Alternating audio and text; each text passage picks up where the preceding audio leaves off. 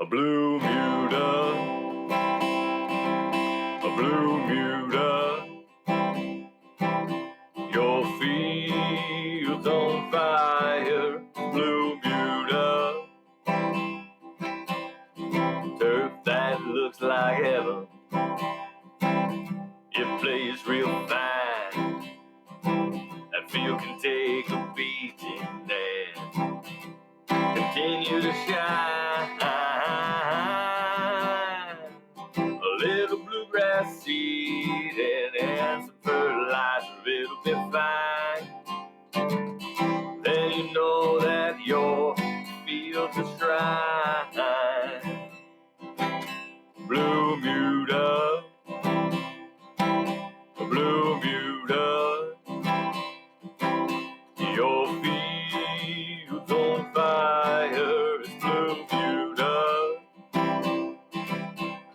The seed is up, it's popping, mo, mo. The seed is up, it's popping, mo, mo. As the kids say, it will slay.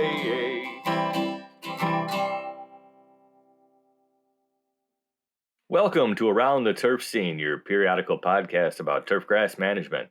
I'm Rusty Stacklewitz, your host. Today we're going to talk with Dr. Gregg Munshaw from Mountain View Seeds and Brian Winka from Advanced Turf Solutions about Bluemuda. Let's get at it. Today with us we have Dr. Gregg Munshaw from Mountain View Seeds and Brian Winka from Advanced Turf Solutions. I'd like to ask Dr. Munshaw to introduce himself first, and then we'll move on to Brian Winka. I'm Dr. Gregg Munshaw, Director of Agronomy for Pradham Seed Companies, and have been with the company for about a year now. And we proudly sell Mountain View to Advanced Turf, and have been working with Brian for 6 years, something like that, on Bluemuda. And we have created an interesting relationship with each other over the last 6 years, and actually enjoy each other's company and talking Bluemuda. So we're excited about this today. Quickly, I'm going to interrupt you and start before I even go to Brian. But before you worked for Mountain View, what was kind of your past? So I did 16 years as a university professor at Mississippi State and University of Kentucky, and was an extension at UK, and so did a lot of presentations and working with homeowners and sports turf managers to try and just help them with grass issues, whatever. My focus has always been try to help the little guy that doesn't have the money or knowledge necessarily to do a great job and to help them do a great job. Excellent. Now you got to match up to that, Brian. Well, that's where I come in, the guy that didn't have any knowledge. So I do Brian Winka, obviously worked with Advanced Turf. Before coming here, I was a sports turf manager for a dozen years or so. And like Greg said, we've been working with each other on this concept for quite a while. We actually were introduced to each other at an STMA event. I kind of ran my ideas by him, and I think his comment was, "That sounds stupid, but I got family in the area, so I'll come by and take a look at it just to humor you" type of scenario. So and here we are, 6-7 years later, still working on this stuff. So we've said the word Bluemuda several times now. When do you want to describe what exactly we're talking about today? So Bluemuda, it's a growing concept. So it's not a certain seed variety or anything like that. It's a growing concept of mixing warm and cool season grasses together year round, specifically bluegrass and Bermuda. Originally started on athletic fields. I've seen it on golf courses now. So it's a growing trend, I guess, in the transition zone at this point. A lot of homeowners are interested in it as well. Yep. But it is. I agree with you completely, Brian. It's growing. It's something that is more and more people are using it, but it's a fluid kind of a dynamic as well, where the grasses are changing, the management practices are changing as we learn more about it as we go. And a lot of the times that's the practitioners learning through trial and error of how do you do this, and figuring things out the hard way a lot of times. And that's how Brian started this, was trying to figure these things out as he went along. But we've added some information as we've gone along, but it's basic recipe is starting out with Bermuda grass typically, and then seeding Kentucky bluegrass into the Bermuda grass to have a poly stand of the two species growing together year round. And that's what Bluemuda is, a two species system with perennial coverage, something that we're not spraying out every spring. And really, what's the key to this is the newer varieties, which aren't as new now, but the newer genetics that came out, 10, 12 years ago, on some of these bluegrasses. I think that was the key to this system, to really allowing it to work, where we've got the heat tolerant, the traffic tolerant, the more aggressive bluegrasses.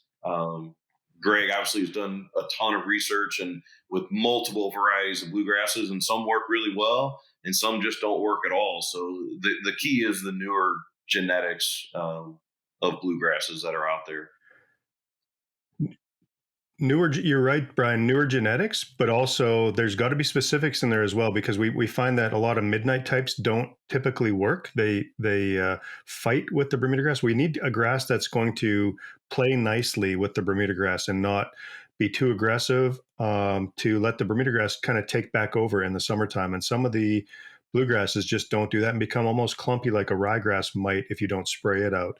And so the bluegrass is really important. And like he said, some of them work really well. We talk a lot about two specific ones, but there's probably 10 or 15 that would do really well for this, but there's probably just as many or way more that wouldn't work in this situation.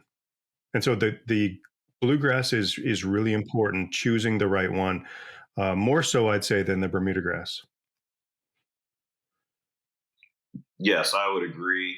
And then kind of hitting on the Bermudas, though, if you look at some of the older varieties, like a quick stand that have more of an open canopy versus the newer, whether it's Northbridge or Tahoma, that the canopy is a little bit tighter. The issues that you can run into there is just getting that bluegrass seed through that mat layer to get good germination. But as long as you're using good equipment and can get it down in there, there's not an issue of using those newer varieties. It's just the older ones with the more open canopy can be a little bit easier to get that established. Yeah, So for sure. what is your recommendation for seeding? What's your recommendation for seeding on that aspect of getting it in there? This is a slit seed application, a broadcast application, both? What are we looking at? I typically will recommend slit seeding, so we know that we're getting good seed soil contact, somewhere about that 3 pounds per thousand rate. Had success with people and personal experience going out in the spring, late mid-May, early June. Did some phrase mowing on Bermuda fields, and then came back and seeded right into it there. So it really is getting that bluegrass seed into the soil. We had some success with vertical And then you hit mowing. on that, so Sorry, Rusty. that's fine. So It's a little delay, so okay. So catching up with each other. we did some vertical mowing as well. I agree with Brian that a slit seeder that'll open up the canopy a little bit as it drops in the seed will do a great job, even with the super dense Bermuda grasses of today. But if you don't have a slit seeder, vertical mowing, thinning out that Bermuda grass somehow is necessary to reduce the competition and create some of that loose soil to get that seed soil contact that Brian mentioned. That's critical for success in this. Bluegrass doesn't germinate all that quickly. It's not like a ryegrass. It may be 10, 14, 20 days, depending on the variety. And you don't want that Bermuda grass just plowing over the seed and burying it, because you're planting it at a time when the Bermuda grass is still thriving, and it'll completely out compete the bluegrass seedling if there's not a little bit of a buffer of space around that seedling from the Bermuda. So let's get into that a little bit with the timing aspect. What you mentioned already, but let's go through the process mechanically. You've got Bermuda grass established. You're going to slit seed or verticut, put bluegrass in. What time of year? What should your expectations be? Those sorts of things. And Brian, do you want to talk at all about about going the other way, bluegrass to Bermuda? Yeah, we can. I mean, essentially, you can reverse the process if you've got a full bluegrass field and you want to use one of the seeded varieties of Bermuda grass. Same type scenario, just mid-May, June, when it's time to plant Bermuda seed. Go out there. Slit seeder is going to be obviously your best way to do it, and your rate's going to be somewhere about 2 pounds per thousand on that Bermuda. It works doing it that way. I still prefer having a Bermuda base and then adding the bluegrass into it that way. But you can essentially reverse the process, and it works that way also. But Bermuda is also a really slow to germinate plant and has not great seedling vigor. And so again, thinning out that bluegrass, getting some space in there for the Bermuda grass to be able to come on is important. Well, and I think, do you want to talk about timing? Yeah, that's what, I keep saying mid-May to June on some of this, but I prefer, if you're adding the bluegrass into Bermuda, to do a fall planting. And then with the expectations, I think Greg and I both always tell people it's a process. It's not a ryegrass overseed. So your expectation should not be that your field is going to look like you just overseed with ryegrass. It's a process. It's going to be slower. You're not going to see that full result that first fall for sure.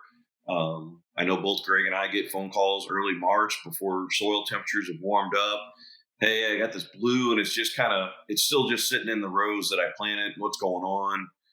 I think our response for both of them is typically give it another couple of weeks and let's see what it looks like when the soil temperatures warm up. And typically then is when you really start seeing the bluegrass start to spread. So it's a long-term solution, and it's a process. So it's not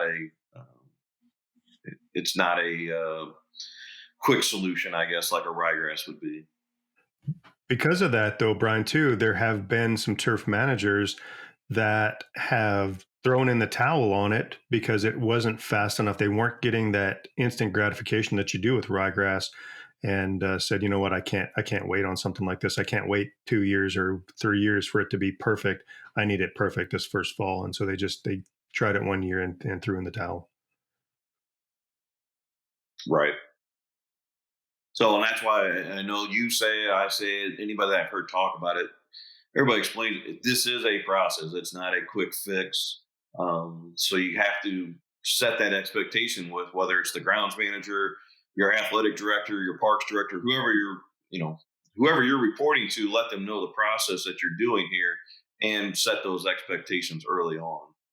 I was going to ask about fertility requirements. Both of those grasses have, obviously, one's cool season, one's warm season, different fertility requirements. Is cost of fertility a consideration when you're converting to this type of field, because you don't have a dormant time for either one of those grasses, and kind of what does that program look like? So we talked about trial and error earlier, and I made a lot of mistakes early on. And essentially what I found out on fertility was slower release. Essentially you're going to fertilize as if it was a cool season field. And what I see the success there, and the reasoning that I kind of came up with was, typically we're using some quicker release stuff on the warm season to try and get it to green up, fill in. We don't have to do that with this process because you have a full dense turf area across your field, so you can grow it slower. And by doing that, we wind up making a stronger turf. And I think that's where we see a lot of the traffic tolerance and recovery is better, because we're not pushing it so fast. It's more of a slow release spoon feed type program. At least the ones that I've worked with and where we see the most success. Where I've seen it fail is where managers do, um, especially like midsummer, if you go out there and you're throwing ammonium sulfate or something quick release, you're probably going to burn up your bluegrass.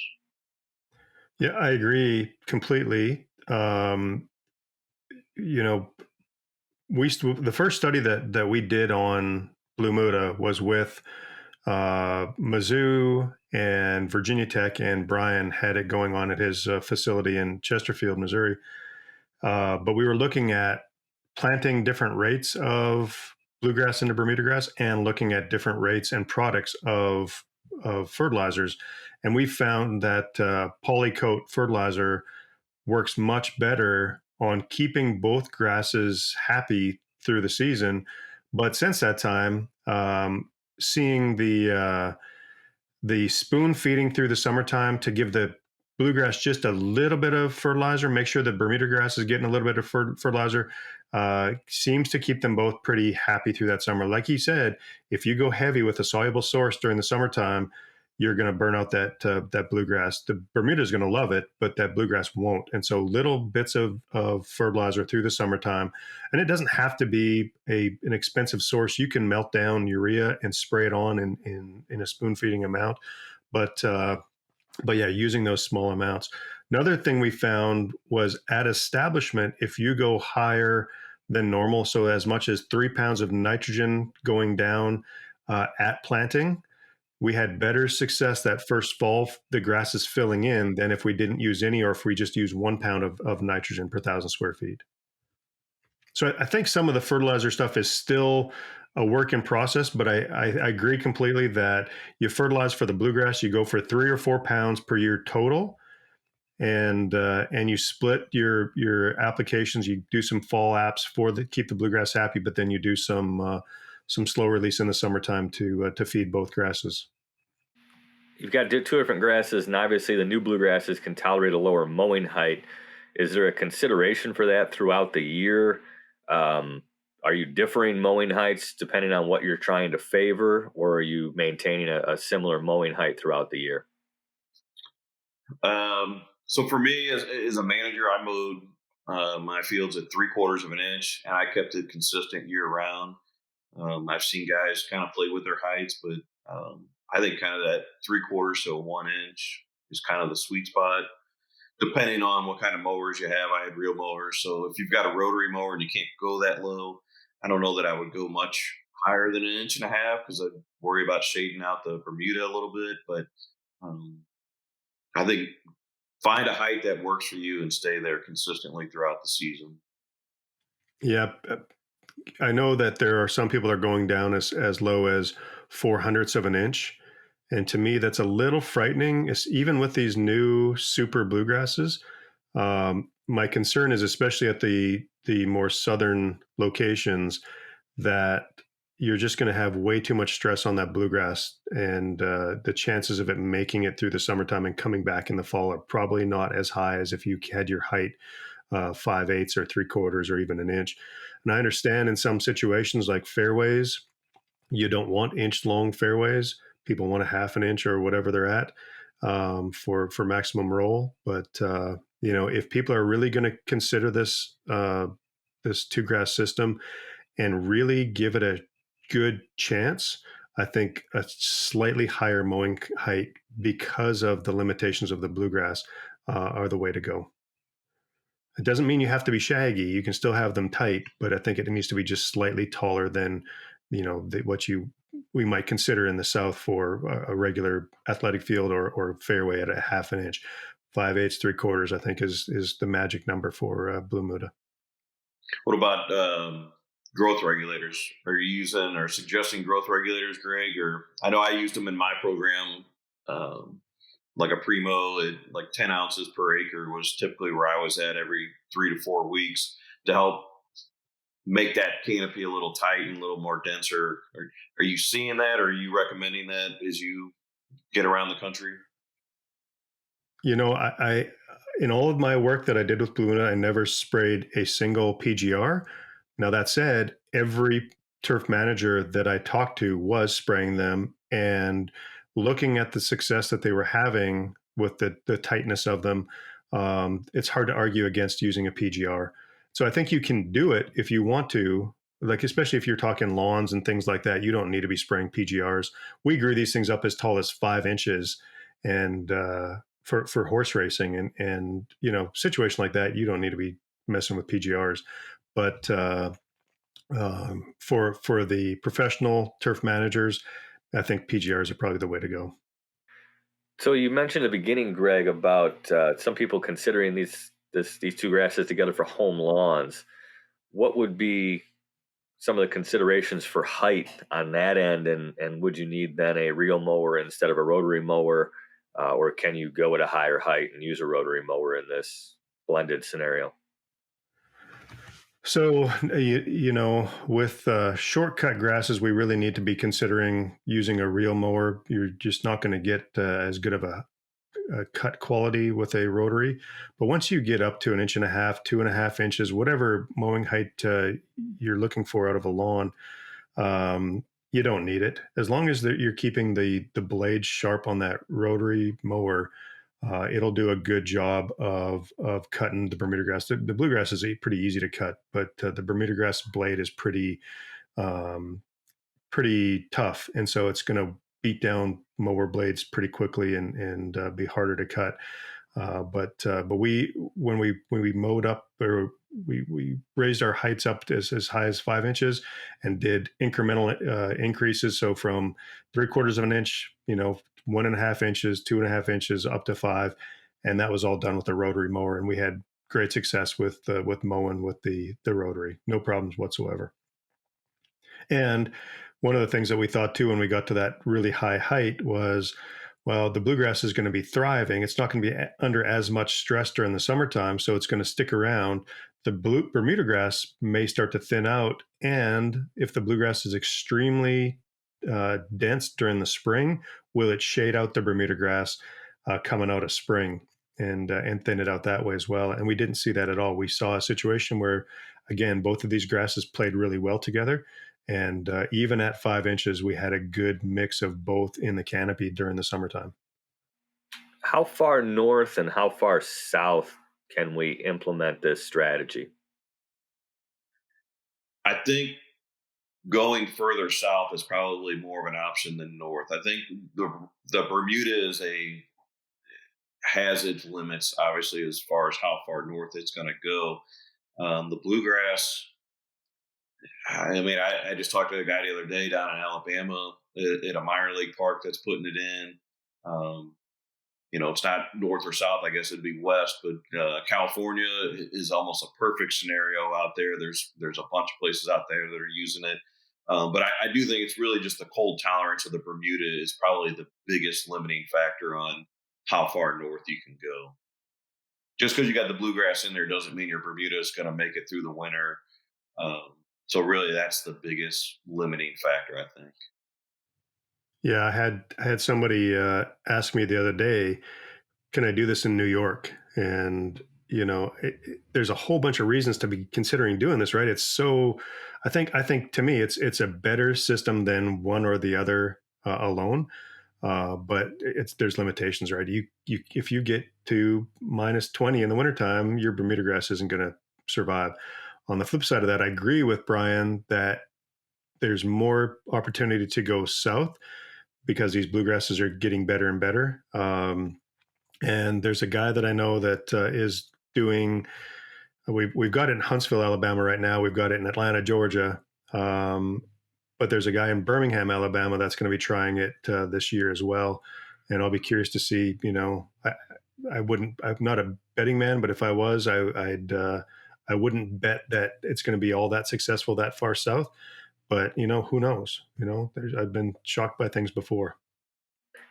If you have a sports field with Bluemuda on it, how much more usable does it become? How much more traffic can it sustain? Do we know? Is there a percentage more games you can play or any data like that? I don't know if we have any hard data on that. It does increase your playing season on your field because if you've got a Bermuda field that it's dormant in the spring and late fall, and you can still play on it, but once you wear it down, there's no recovery. Kind of the same with bluegrass. Midsummer, you're gonna wear it out, and it's just gonna take longer to recover. So um, I know when we switched at my old facility, we went somewhere from about 800 hours a year on our soccer fields to close to 2,000 hours a year, just because the fields were in better playability. So, and that's not by any means a scientific study. That's just kind of one facility and just kind of looking at what we did. So, um, it'd be interesting to see somebody in the academic world do a study like that. Well, it just happens to be I was once in the academic world and did a study like that. So, um, what we saw with traffic simulators on Bluemuda versus Bermuda alone, excuse me, was that with fall traffic, Bluemuda, and it doesn't sound all that exciting, but Bluemuda will take about 10% more traffic than Bermuda alone will. So that, in the fall, not all that exciting. But the big difference there is if you wear that Bermuda grass down to absolutely nothing in the fall, so it looks horrible. If you have spring sports on that same field, you're not going to have Bermuda grass to play on. But if you have Bluemuda on that same field, that bluegrass will come screaming back in the springtime, and you'll have a full covered field versus Bermuda grass alone, where it's going to be thin and obviously still dormant. And so that was the biggest difference we saw was, yes, in the fall, the Bluemuda will take more traffic. Uh, but in the spring, where the Bermuda grass isn't going to recover until April or May, depending on where you are, the bluegrass starts to recover in February or March, depending on where you are, and you've got that full field a heck of a lot quicker than if it's just the Bermuda alone. And so that was the big benefit that we saw with recovery from traffic.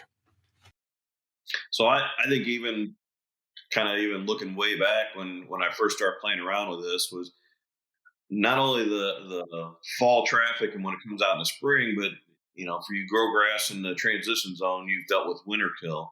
So I had a couple fields where we had put it annual ryegrass on in the fall, transitioned out in the spring. Well, we had a really, really cold winter and I had a ton of winter kill. So basically I had to shut that field down so we could get it reestablished.